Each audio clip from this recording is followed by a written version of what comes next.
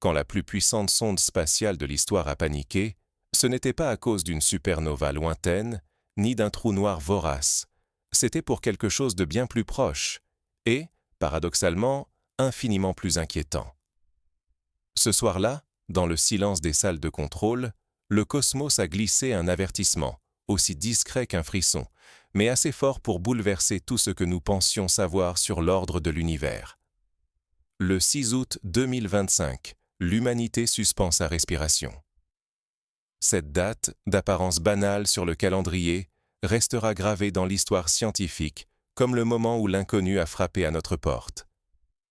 Cette nuit-là, le télescope spatial James Webb, joyau de la technologie humaine, déclenche son protocole d'alerte maximale. Ce n'est ni la menace d'un astéroïde géant, ni l'annonce d'une explosion stellaire. Non, c'est une simple comète, baptisée 3I Atlas, qui traverse l'espace entre les planètes. Pourtant, sous cette apparence anodine, se cachait un mystère qui allait défier toutes les lois connues. L'histoire de 3I Atlas commence comme tant d'autres histoires de comètes. Découverte par un réseau automatisé de télescopes, elle semblait suivre la routine des visiteurs glacés venus des confins du système solaire. Mais dès les premiers relevés spectroscopiques, tout bascule.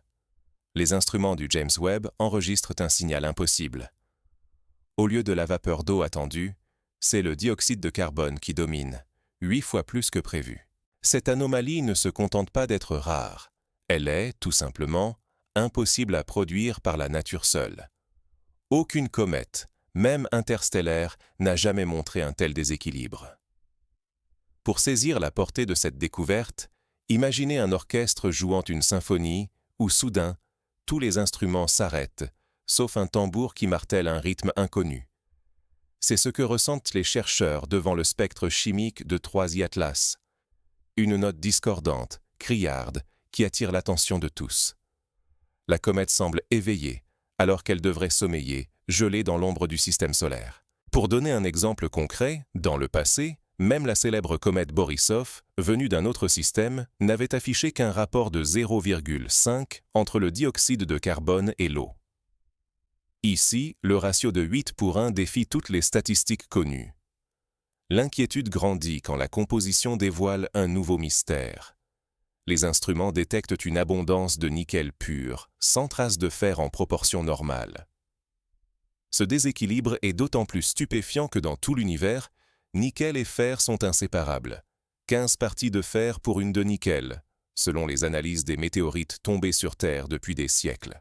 Ici, le nickel dépasse 40 fois le fer, un phénomène que seule l'intervention humaine a su réaliser, et encore, au prix d'efforts et d'énergie considérables. Pour illustrer ce point, rappelons qu'à la fin du XIXe siècle, les premiers industriels ont dû inventer de complexes procédés de raffinage pour séparer ces deux métaux, et ce, dans des conditions contrôlées, à des températures extrêmes. Jamais la nature, dans tout le chaos des étoiles et des planètes, n'a produit cela spontanément. Mais 3I Atlas ne se contente pas de défier la chimie, il viole aussi la mécanique céleste. Au lieu de suivre une trajectoire prévisible, la comète accélère, sans raison apparente, dans le vide interplanétaire. Sa vitesse grimpe par à-coups, toutes les 7 heures et 12 minutes. Ce rythme, d'une régularité mécanique, fait penser à une horloge invisible guidant ses mouvements. Un phénomène analogue fut observé, à une échelle bien moindre, lors du passage de la sonde Pioneer 10 au large de Jupiter, où un léger surplus de vitesse fut expliqué par la gravité. Mais ici, aucune influence gravitationnelle ne peut justifier de telles pulsations régulières. Soudain, la question surgit. Et si ce n'était pas une comète? Et si c'était un artefact, une machine, conçue pour une mission qui nous dépasse?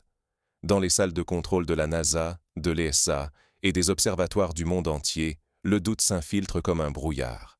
L'hypothèse d'un simple objet naturel ne tient plus. Peut-être que ce que nous observons n'est même pas destiné à l'humanité. Sommes-nous les témoins accidentels d'un protocole étranger qui s'exécute sans égard pour la Terre ou ses habitants? Pour comprendre l'ampleur du choc, il faut revenir à ses premières heures d'alerte. Comment une simple anomalie spectrale est-elle parvenue à paralyser les centres de contrôle du monde entier? Il faut imaginer la scène, dans la salle sombre du centre de calcul, des murs tapissés d'écrans, des ingénieurs et astrophysiciens scrutent les courbes et les graphiques. Au début, certains pensent à une erreur d'étalonnage. Mais les vérifications se succèdent et les résultats restent inchangés. Les communications internes s'intensifient. Des experts en chimie spatiale, en dynamique orbitale, en physique fondamentale sont appelés en urgence. L'incertitude s'étend, comme une onde de choc silencieuse. Une comète qui ne dort jamais, une chimie qui trahit la nature. C'est ainsi que le télescope James Webb surprend, silencieux sur son orbite, face à une énigme que rien n'aurait dû permettre. Dans l'immensité glacée, un objet censé sommeiller à plus de 6 unités astronomiques du Soleil vibre d'une activité impossible. Là où toute comète devrait se figer, celle-ci s'anime, défiant la logique du froid et du vide. Pour donner un repère, à cette distance du Soleil, l'énergie reçue n'est qu'une fraction de ce que reçoit la Terre. La lumière est trop faible pour provoquer l'évaporation de la glace. Pourtant, 3I Atlas émet du gaz, et pas n'importe lequel, du dioxyde de carbone, en quantité industrielle. Les premières analyses tombent, et avec elles, la stupeur. Le rapport entre le dioxyde de carbone et l'eau dépasse de 8 fois la normale. Jamais une comète, même interstellaire, n'a présenté un tel déséquilibre. Pas de nuée chaotique de poussière, mais une coma presque transparente, où les émissions de gaz s'alignent comme si une intention cachée orchestrait chaque souffle. Pour bien comprendre, rappelons l'exemple d'Oumuamua, le premier objet interstellaire détecté dans notre système solaire en 2017. Lui aussi avait défié nos attentes, mais par son absence totale d'activité, alors qu'il traversait la zone chaude du système solaire.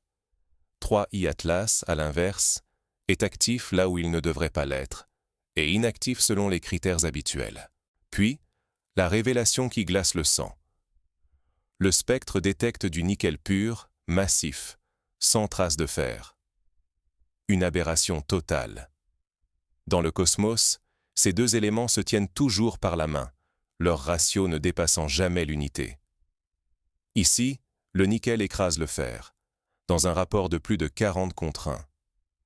Fabriquer une telle séparation réclame une énergie, une volonté. La nature, elle, ne sait pas faire. Pour donner un exemple historique, lorsque des météorites sont tombés sur Terre, à l'époque des pharaons, les anciens Égyptiens ont utilisé le fer céleste pour fabriquer des bijoux et des armes.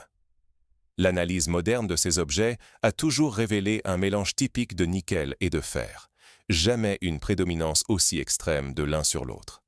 L'étrangeté s'approfondit. D'autres instruments saisissent une accélération, faible mais régulière. L'objet de 3I Atlas gagne de la vitesse, sans propulsion visible, par micro-impulsion, comme un cœur mécanique. Aucun modèle classique ne tient, ni la chaleur, ni la sublimation, ni le vent solaire ne peuvent expliquer ce mouvement. Et voilà qu'à chaque 7,2 heures, l'objet pulse, s'illumine, avec la précision d'un métronome, indifférent au chaos environnant. Pour illustrer cette idée, rappelons que les sondes humaines envoyées vers les planètes utilisent des moteurs à ions ou des voiles solaires pour ajuster leur trajectoire. Ici, aucune signature de propulsion n'est détectée. Et pourtant, la trajectoire change par petits bonds, comme si un programme informatique invisible ordonnait chaque mouvement. Face à ce corps qui transgresse chaque loi connue, la science chancelle. Si un simple voyageur venu d'ailleurs peut pulvériser nos certitudes, alors que valent nos outils pour comprendre ou nous défendre? Le vertige s'installe. Sommes-nous prêts à affronter ce que le ciel vient de déposer sur notre seuil? Mais à mesure que les preuves s'accumulent, une interrogation plus sombre s'impose. Si 3I Atlas n'est pas une comète naturelle, alors que cherche-t-il en traversant notre système solaire?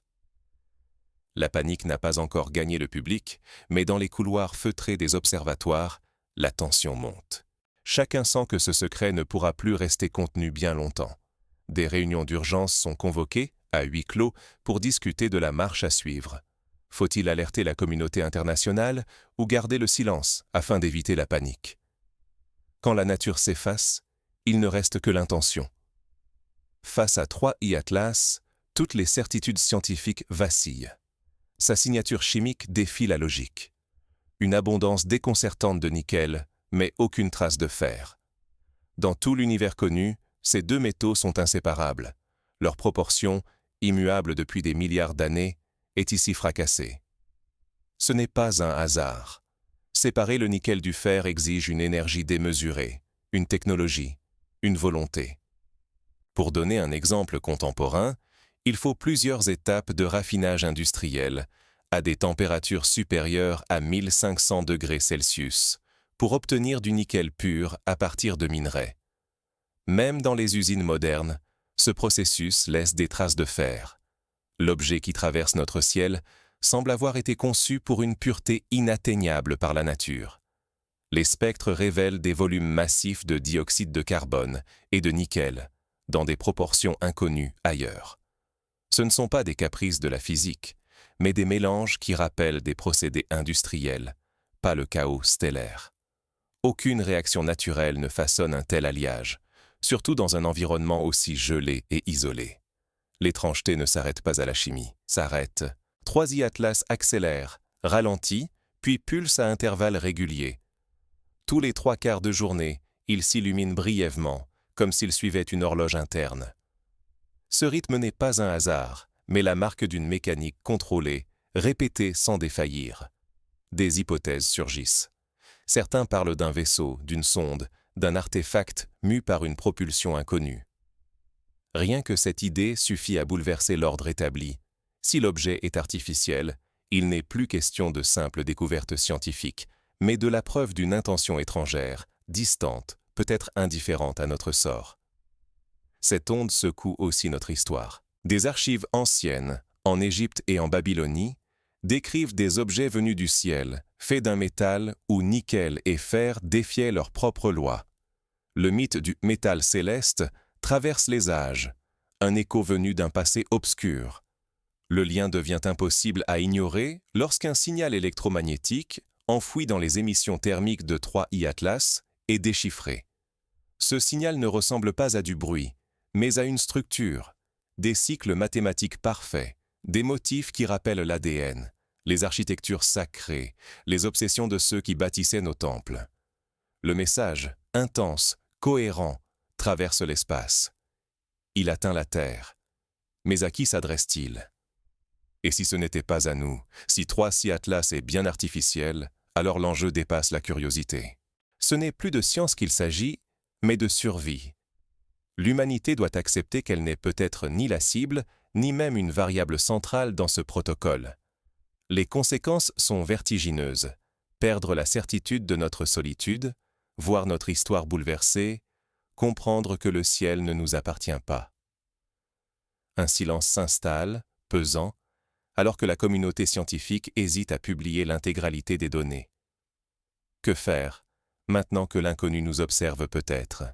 Et si la Terre n'était qu'une station sur une immense ligne, synchronisée sans le savoir ?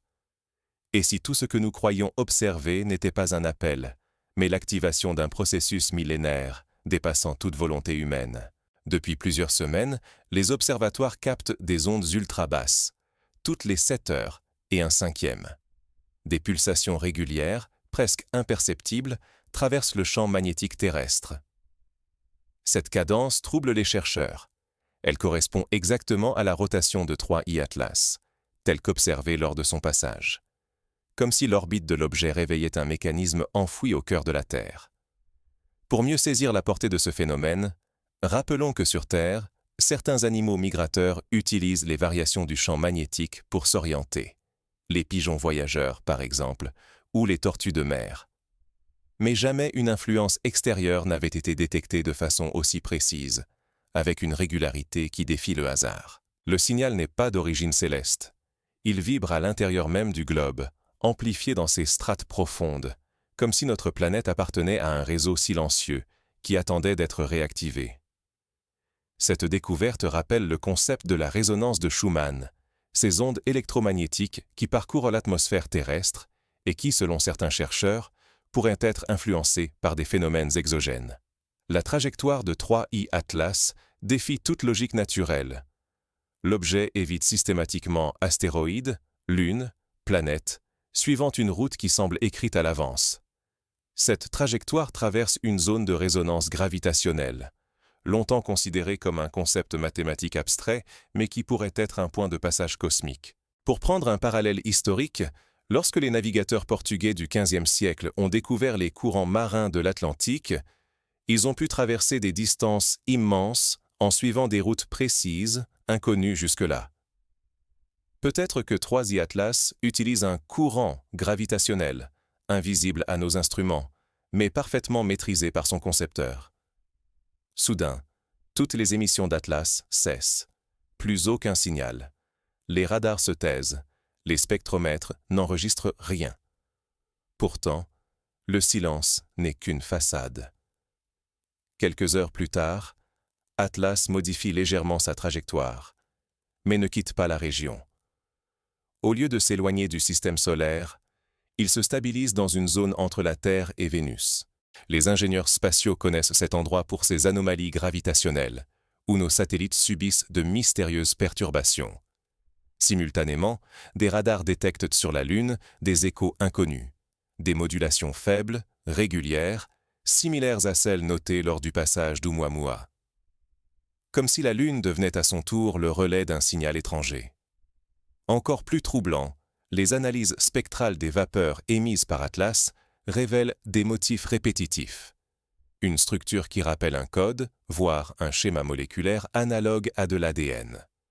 Ce nuage n'est pas seulement de la matière, mais peut-être un message, un protocole destiné à des formes de vie inconnues. Bientôt, des anomalies lumineuses surgissent sur plusieurs cibles galactiques, à des distances incommensurables. Les télescopes captent des synchronisations, des éclats parfaitement alignés, comme si chaque relais de ce réseau invisible s'éveillait simultanément. Un compte à rebours discret, implacable, semble avoir démarré. Pour illustrer cette idée, rappelons que lors du signal WOW, capté en 1977, un mystérieux pic radio avait été détecté sans explication. Ici, la synchronisation des signaux, à l'échelle galactique, dépasse de loin tout ce que l'on a pu imaginer dans les scénarios de science-fiction. Nous pensions observer un simple visiteur. Mais il apparaît que la Terre elle-même répond à une injonction venue d'ailleurs, comme si elle était programmée pour vibrer à ce signal. Les enjeux sont vertigineux. Si un tel réseau existe depuis des temps oubliés, l'humanité n'est qu'une étape dans une chaîne infiniment plus vaste que tout ce que nous pouvons concevoir. Alors, que fait-on face à l'inconnu? Les équipes scientifiques, dépassées, doivent décider, observer, intervenir ou alerter le monde. Pour prendre un exemple concret, lors de la crise des satellites Starfish Prime, en 1962, les ingénieurs avaient dû improviser face à des conséquences inattendues des essais nucléaires dans l'espace. Ici, l'improvisation semble impossible, tant l'échelle du phénomène dépasse nos moyens. Quand la réponse du cosmos précède nos propres questions, tout vacille. Que regardons-nous vraiment? Avec 3i Atlas, la frontière entre le naturel et l'artificiel s'est effacée. Nous pensions déchiffrer la nature, mais peut-être avons-nous intercepté les vestiges d'un protocole galactique, ignorant superbement notre existence. Chaque artefact, chaque pierre gravée, chaque alignement énigmatique mérite désormais une relecture. L'humanité doit-elle revoir son histoire à la lumière de passages antérieurs, de visites oubliées, d'interventions dont nous n'étions même pas les destinataires? Sous nos pieds, des indices patientent peut-être depuis des millénaires, ignorés parce que nos questions étaient trop étroites. Pour prendre un exemple archéologique, les lignes de Nazca au Pérou fascinent depuis des décennies. Sont-elles le produit d'un rituel humain ou la trace d'un message destiné à des observateurs venus d'ailleurs? Aujourd'hui, chaque énigme du passé prend un nouveau relief. L'attitude de 3i Atlas, froide et mécanique, force une idée dérangeante. Et si nous n'étions pas la cible? Peut-être sommes-nous de simples témoins accidentels d'un recalibrage galactique, exécuté sans émotion, sans message, sans promesse. Que nous ayons vu ou non, l'opération n'avait pas besoin de nous. La vigilance scientifique devient vitale. Ignorer une bizarrerie, omettre un signal faible, c'est risquer de manquer l'indice d'un événement capable de bouleverser notre compréhension du passé comme du futur. L'histoire ne s'écrira plus pour les sceptiques. Si la Terre peut recevoir un code venu d'ailleurs, la notion même de vivant, de conscience, de connexion cosmique doit être repensée. Notre place dans l'univers n'est plus figée, elle devient mouvante, traversée de forces et d'intentions qui nous échappent. Prochaine étape, regarder autrement, écouter l'incohérent, interroger le hasard. Certaines réponses nous attendent, antérieures à nos questions. Refuser de les voir, c'est choisir de rester aveugle devant un cosmos indifférent, qui ne fait que passer. Face à ce vertige, il ne reste qu'à choisir. L'ignorance confortable ou l'audace de voir. Le prochain signal pourrait ne laisser aucune place au doute. 3. Atlas ne nous a jamais invités à dialoguer.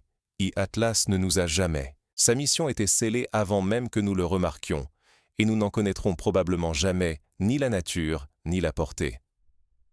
Face à lui, tout ce que nous croyions solide s'est fissuré.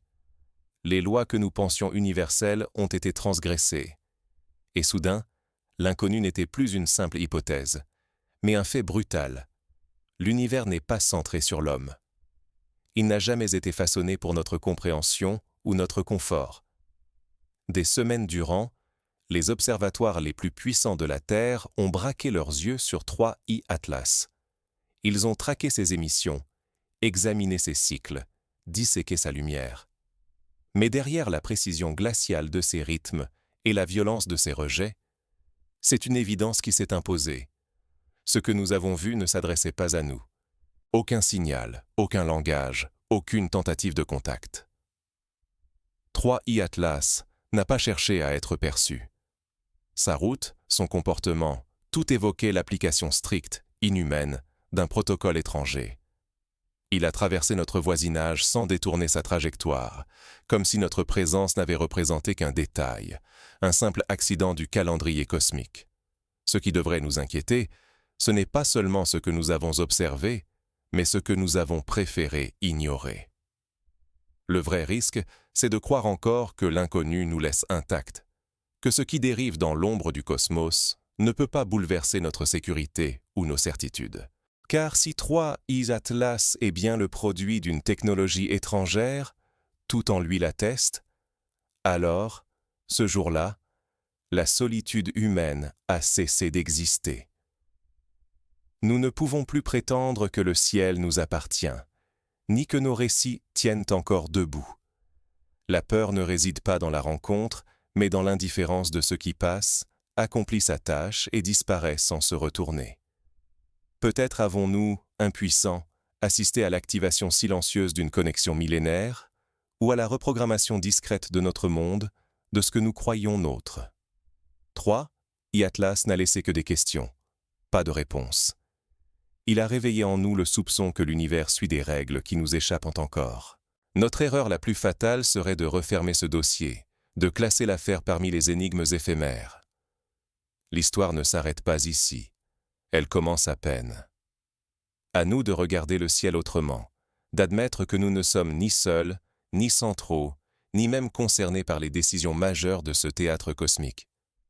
La boucle est bouclée, mais le vertige demeure. Il faut s'en souvenir. La menace véritable n'est pas la peur de l'inconnu,